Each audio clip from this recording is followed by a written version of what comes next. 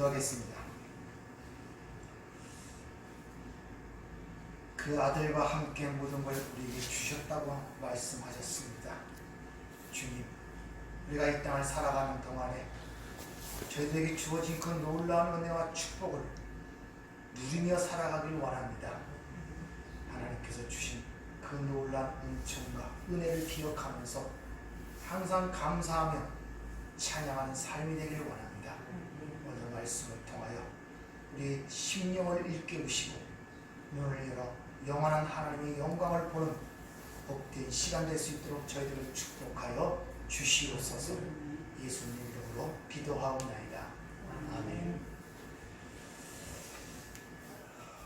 오늘은 이 본문 말씀 요한복음 17장 13절을 먼저 여러분에게 봉독을 해드리도록 하겠습니다.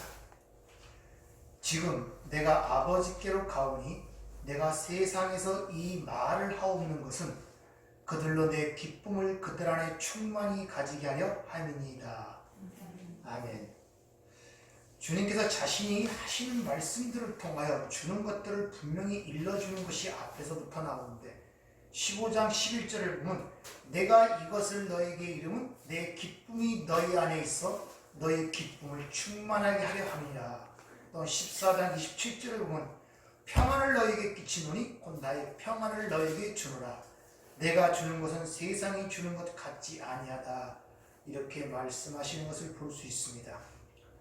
오늘 본문 말씀처럼 주님의 기도가 17장은 상당히 깁니다.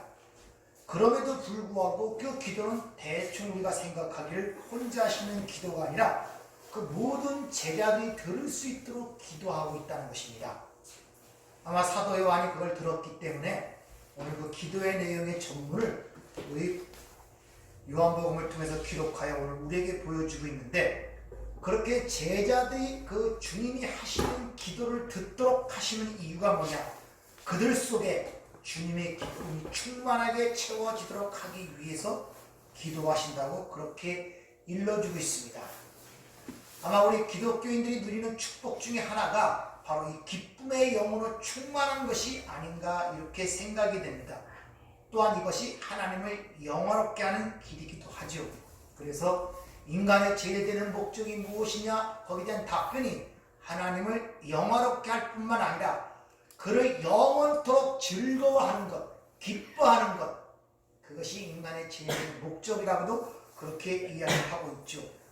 그리고 이 기쁨에 대해서는 여러분이 잘 아시는 빌립보서의 주제가 바로 이 기쁨에 대한 이야기입니다.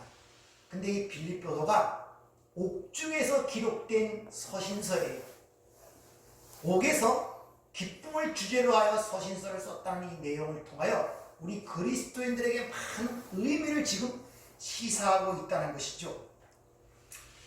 내 기쁨을 너에게 주었다고 말씀하시면서 특히 충만하게 누리게 하기 위해서 오늘 기도하시는 모습을 통하여 우리 삶 속에 이러한 기쁨이 있는가? 라는 질문을 한 번씩들 우리가 던져 보아야 됩니다. 즉 그리스도인은 말할 수 없는 기쁨의 영으로 충만하여 그 기쁨을 누리는 자라고 그렇게 특징질 수가 있습니다. 주 안에서 기뻐하라, 내가 다시 말하노니 기뻐하라, 이렇게 얘기를 하죠. 그리고 오늘 주님도 내가 이것을 너에게 말하는 이유는 바로 그 기쁨이 너희 안에 충만하게 하기 위해서 이 말을 한다고 지금 우리에게 말씀하시는 것을 볼 수 있습니다. 여러분이 잘 아시는 오순절 이후에 그 제자들의 모습을 성경은 이렇게 기록합니다.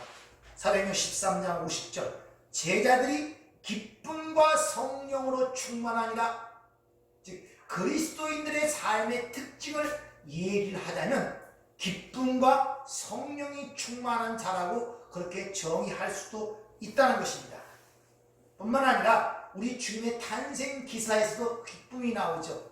그때 그 주의 탄생 기사를 전하는 그 천사가 뭐라고 얘기합니까? 누가복음 2장 10절에 보면 온 세상에 미칠 큰 기쁨의 좋은 소식을 너에게 전하노라. 기쁨의 좋은 소식, 다른 말로 복음이란 말입니다. 그러니까 우리가 복음이라는 것은 기쁨의 소식이고 그 기쁨의 소식을 받고 기뻐하는 자들이 바로 그리스도인이라는 것을 우리가 잘 아셔야 한다는 것이죠. 따라서 이 복음의 의도가 뭐냐? 기뻐하는 자를 만들기 위한 것이라고도 얘기할 수가 있는 거예요. 복음의 소식을 보면은 왜 기뻐할 수 있느냐? 하나님과 우리가 화목하게 되어 영생을 누리는 자가 되었다는 것입니다. 그래서 복음의 의도는 바로 우리의 신분과 위치가 무엇인가를 명확하게 인식하고 죄와 심판의 두려움에서 우리가 해방되었음을 깨닫게 함으로 말미암아 우리의 영원한 영생의 삶이 보장되었음을 알리는 것이 복음이란 말입니다. 그러니까 우리가 그런 사실을 안다면 어찌 기뻐하지 아니할 수가 있겠냐는 것이죠. 그런데 우리가 이 기뻐하지 못하는 여러 가지 물론 이유가 있지만 그 중에 하나가 우리가 조심해야 할 부분들이 특히 신앙생활을 열심히 하시는 분들 중에 그 기쁨을 누리지 못하는 부분들이 많기 때문에 그렇다는 것입니다. 뭐냐? 나는 이제 세상에 속하지 않고 그리스도께 속했으니까 세상이 주는 즐거움과 기쁨은 도외시하고 그래서 떠나 살아야 된다는 이런 또 다른 율법적 사고를 가진 분들이 많아요. 그래서 하나님이 우리에게 주고자 하는 그 기쁨을 누리지 못하는 삶이 많다는 것이죠. 마치 그리스도의 신앙생활이 이 죄악된 세상에서 절대 기쁨과 즐거움을 누리면 안 된다는 생각으로 이 세상과는 단절된 삶으로 살아가는 것이 마치 신앙생활인 것처럼 생각하는 분들이 많습니다. 그런 것은 수도원주의고 금욕주의지 기독교가 아님을 여러분이 분명히 아셔야 돼요. 기독교는 현세와 내세를 둘 다 중요시합니다. 우리는 현세를 경력이 여기고 내세를 중요시 여기는 게 기독교가 아니란 말입니다. 현세나 내세나 같은 것입니다. 그러니까 우리는 이 땅에서도 하나님의 백성으로서 그 기쁨을 누리며 살아가야 한다는 것을 성경은 일관되게 우리에게 일러주고 있다는 것을 여러분이 아셔야 됩니다. 이 시대가 이 율법적 사고뿐만 아니라 이 두 가지, 다시 말하면 헬라적 사고라 그러는데 이분법으로 모든 걸 생각을 해요. 이분법. 선과 악, 기쁨과 슬픔, 죄와 의, 이렇게 모든 걸 이분법적으로 판단해 갖고 이 육신적이고 세상적인 것은 무조건 나쁘다는 개념들을 많이들 갖고 있어요. 그러다 보니까 행동가지에 굉장히 제약이 많이 걸리게 됩니다. 그러니까 당연히 이 땅에서 그리스도인이라면, 세상에 속하지 않은 사람이라면 세상의 기쁨을 누리지 않고 살아가는 것이 당연한 것처럼 생각하는 분들이 의외로 많다는 것을 우리는 알아야 됩니다. 그러나 성경은 어느 것도 우리에게 핫하는 것이라고 얘기하지 않는다는 것을 여러분이 아셔야 돼요. 따라서 우리가 주 예수를 통해 세상을 이긴 자고 구원이 뭔가를 안다면 우리 구원의 기쁨을 누리며 이 세상을 살아가야 한다는 것이죠. 특히 앞에 16장에 보면 평안과 기쁨이 같이 붙어 있는 걸 볼 수 있습니다. 기쁨이라는 것은 우리가 이 땅에서 완 어떤 현상적인 거나 보이는 것들에 의해 세상이 주는 기쁨이 아님을 아셔야 됩니다. 그 기쁨은 평안과 같이 결부가 돼 있어요.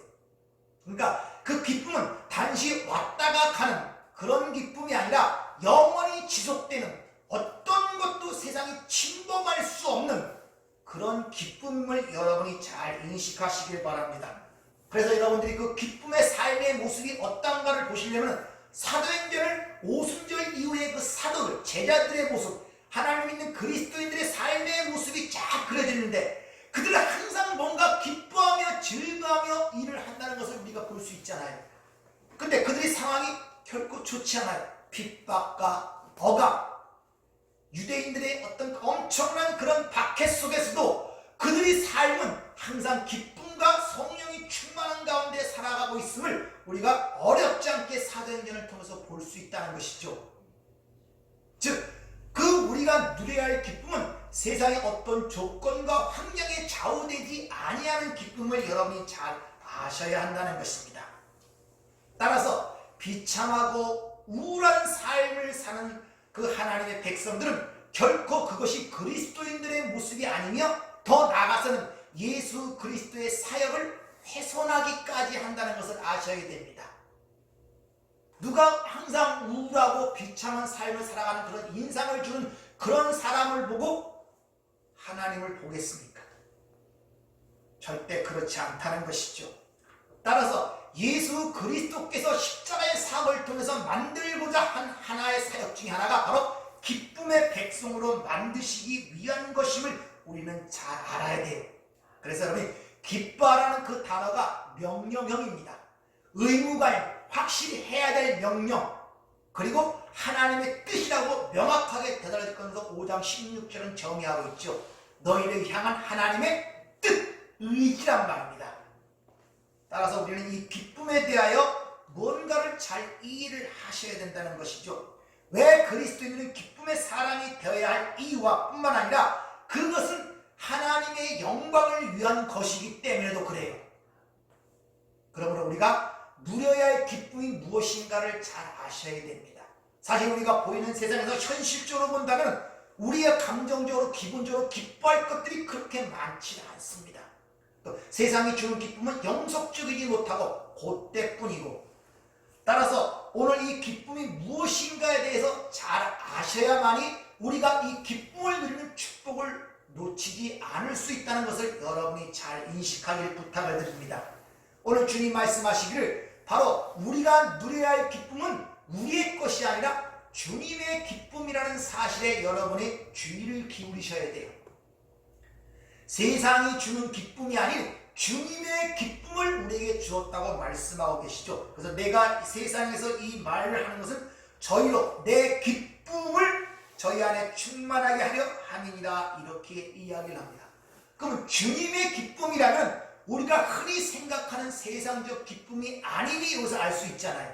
우리가 알다시피 주님의 공생애를 통해서 볼 때 어떻게 세상적인 기쁨을 누리는 삶이 아니잖아요. 고난과 수치와 비난과 결국 십자가에 죽는 그런 어려운 지경 속에 살았단 말입니다.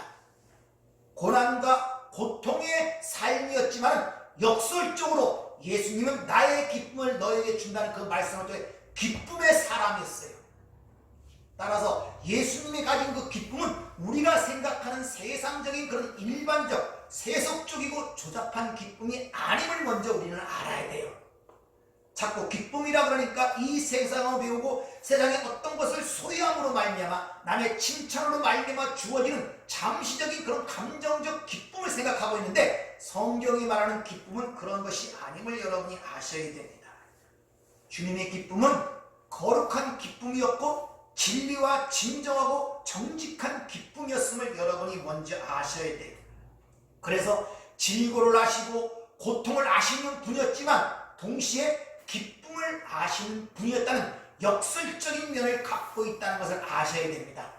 따라서 여러분들이 그 기쁨을 아신다면, 또 그 기쁨을 받았다면 여러분의 상황과 환경이 어떠하든지 상관없이 주님이 누렸던 그 평안과 기쁨을 여러분 삶 속에 누릴 수 있다는 사실을 믿으시기를 부탁을 드립니다.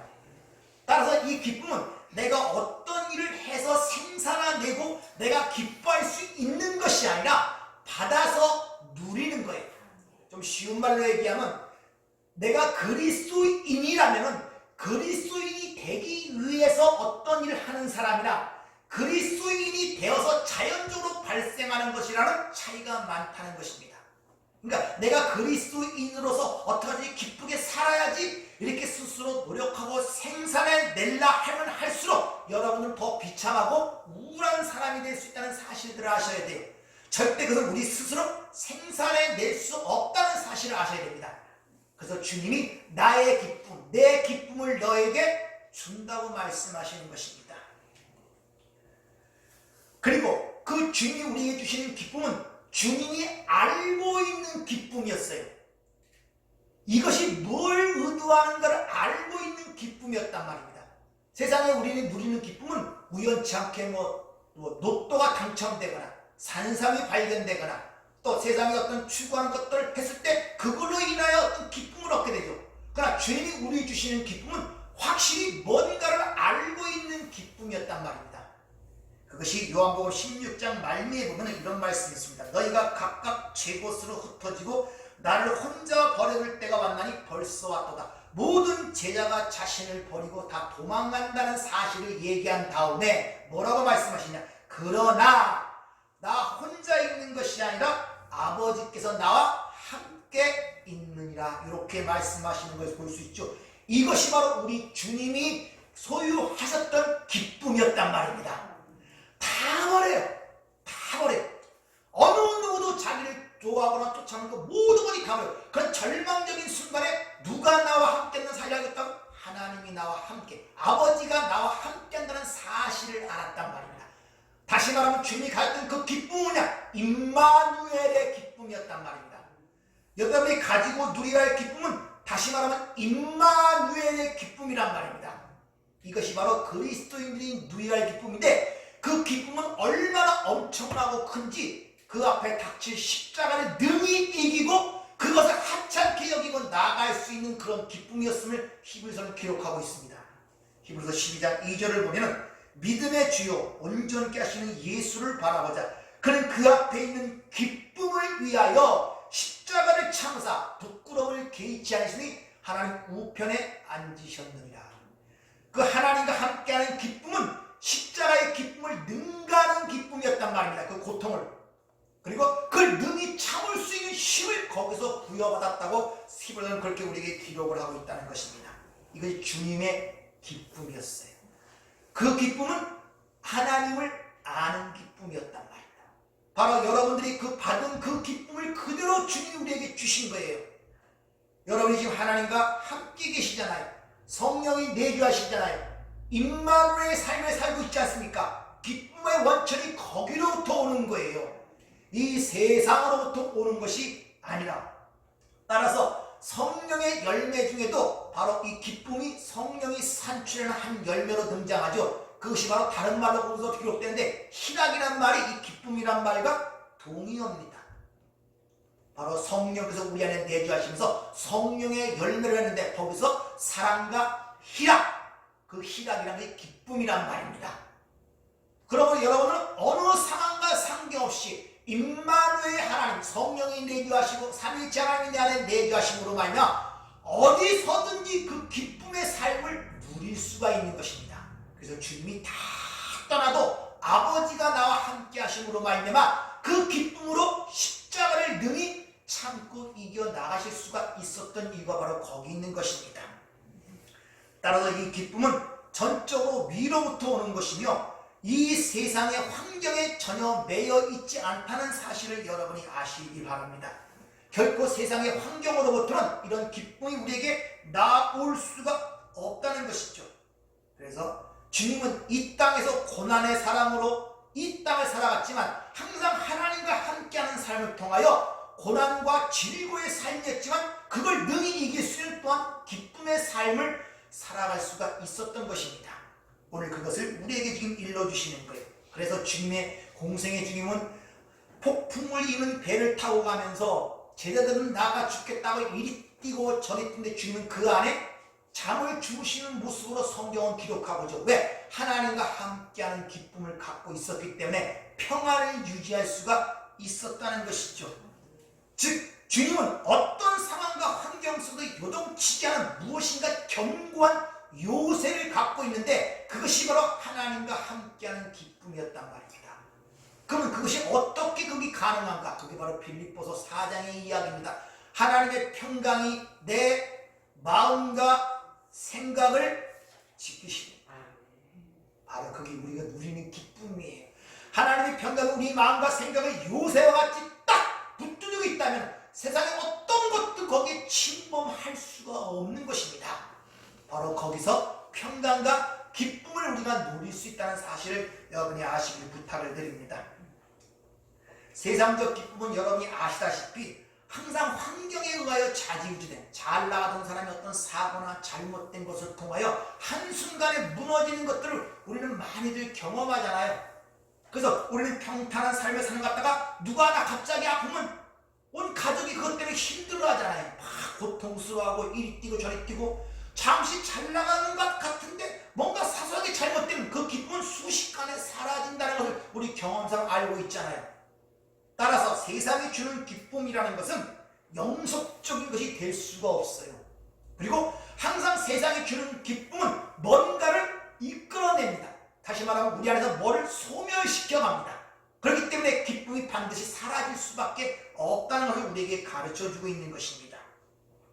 따라서 오전에도 말씀드렸지만 이 코로나 사태를 통해서 한번 돌이켜봤어요.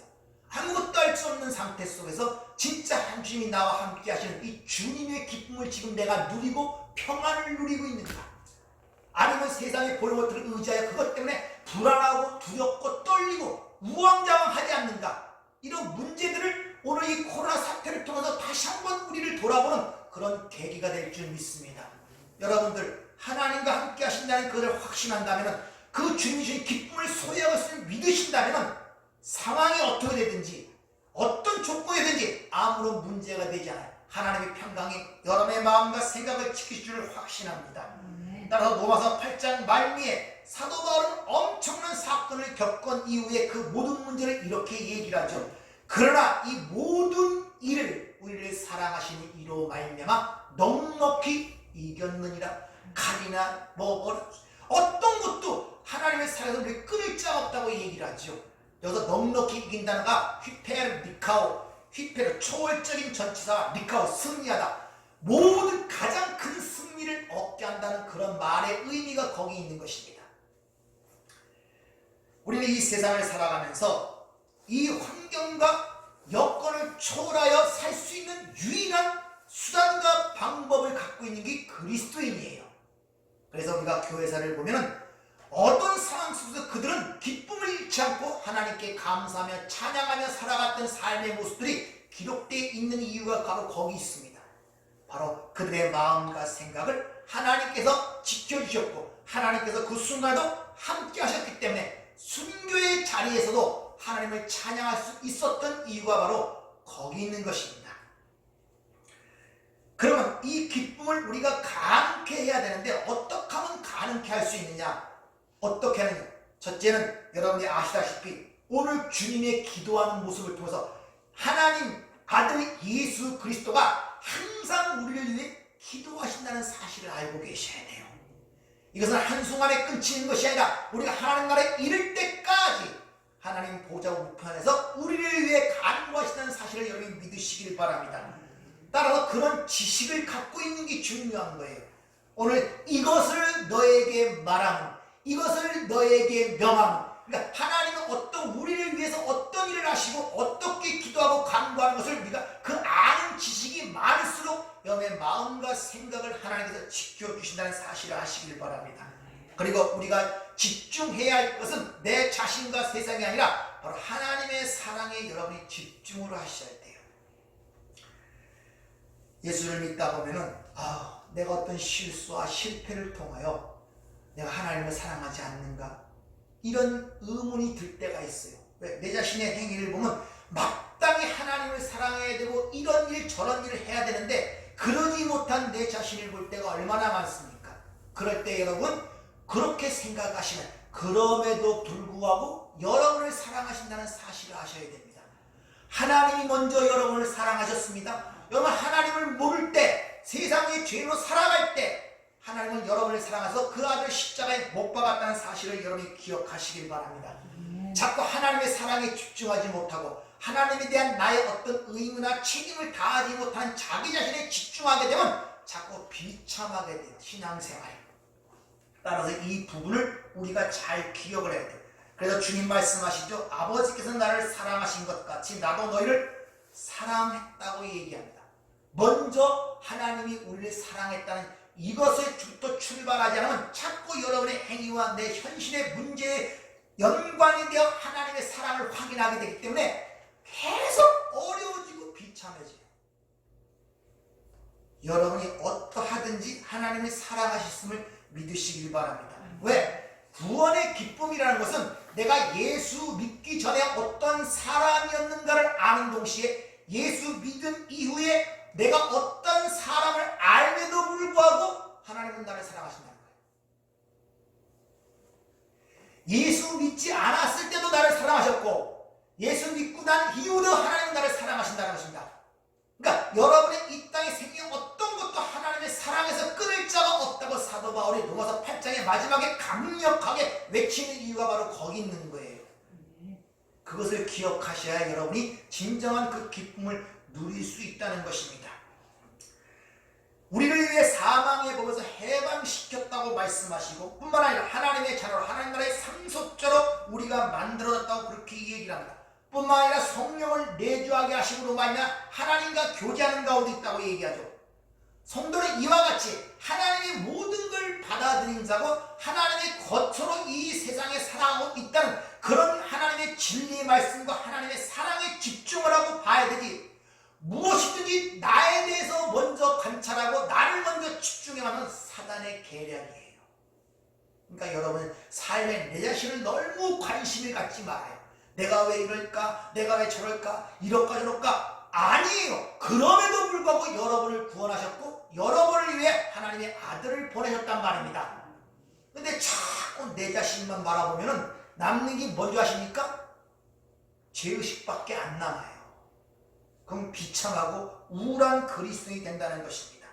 따라서 여러분들에게 몇 가지를 부탁을 드리는데, 너무 자신의 기분과 감정에 집착하지 마세요. 내 기분이 왜 이렇지? 내 감정이 왜 그렇지? 하나님이 사랑하라 그러는데 내가 자꾸 미워하는 마음이 생기지? 그런데 너무 집착하지 말란 말입니다. 거기에 집착한 것이 아니라 하나님의 사랑에 집착하시길 바랍니다. 그러니까 자신의 감정과 기분에 너무 많은 시간을 허비하지 마시고 거기에 너무 많이 여러분의 생각들을 쏟아붓지 말기를 부탁을 드립니다. 오히려 자신의 영적 상태나 영적인 능력에 관심을 기울이셔야 한단 말입니다.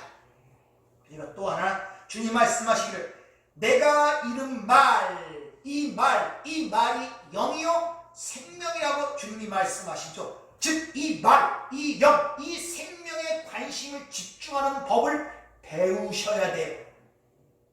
거기에 집중하는 것. 인간은 참 묘한 거 보면 TV나 또 영화를 볼 때 한두 시간 지나가는 게 금세 지나가는데 이 성경을 보면 시간이 안 가죠. 진짜 중요하네. 이렇게 우리가 관심과 집중을 가는 데서 하나님의 말씀이 아닌 세상에 집중하는 이 사단의 계획에서 바로 여러분이 그걸 분별하여 하나님의 말씀과 하나님의 영과 하나님의 진리의 말씀에 관심을 갖고 집중해야지 하나님이 주시는 그 기쁨을 누릴 수 있다는 사실을 아셔야 돼요. 그게 생명이란 말입니다, 여러분들. 그래서 이 하나님이 주시는 말씀, 영, 이 생명에 관심을 집중시키는 방법, 그 법을 여러분들이 배우셔야 돼요. 여러분들이 배우셔야 돼요. 거기에 부단한 여러분의 수고와 노력과 하나님의 도우심과 기도가 그래서 필요한 거예요.